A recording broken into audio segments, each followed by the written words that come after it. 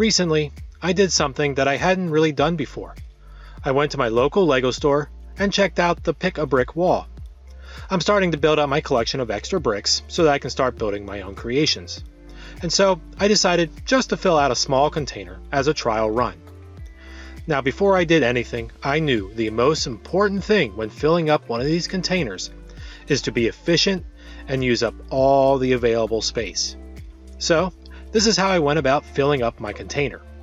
I started with the largest items on the wall, these plates, and stacked them together, placing them in the center.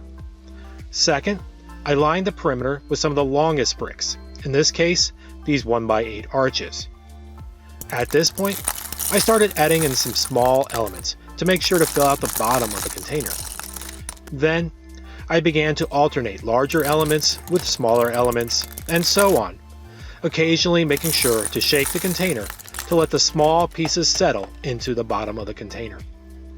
And they had some seats, so I stuck a few in there. And finally, the lid of the container doesn't need to fit firmly on. So I went ahead and filled the container to the top and added 2 more pieces just to finish it off.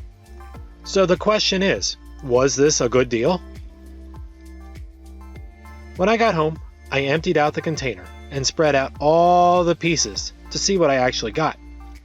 And as you can see here, I was able to get a total of 311 pieces. Now, using the values from the Lego online store's Pick-a-Brick, I was able to create a spreadsheet to see how much it would have cost me if I had instead bought all of these items individually.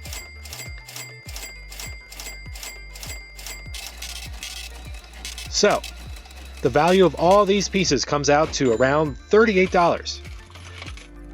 Compared to what the small container cost me, I got 4 times the value. So, should we all run out to our nearest Lego store right this instant if it's such a great deal?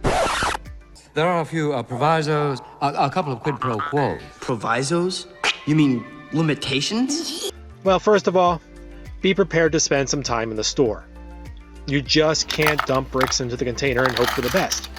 You have to have a plan and take the time to stack the bricks together. I probably could have gotten even more bricks if I had taken even more time to stack more pieces together. Second, you're not going to get a lot of the larger elements. For starters, there aren't as many of them on the wall.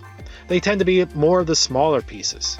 So don't expect to use the Pick-a-Brick wall to build that tall skyscraper. And finally, there's the selection. You're at the mercy of whatever bricks Lego decides to send to the stores, and often they aren't the most popular of pieces. Overall, it's still an option for building up your brick library, especially if you luck out and the store has an element that you really need a lot of. Otherwise, you'll need to hit the online Lego store, buy random bulk lots, or purchase from sites like Bricklink to build out your brick collection.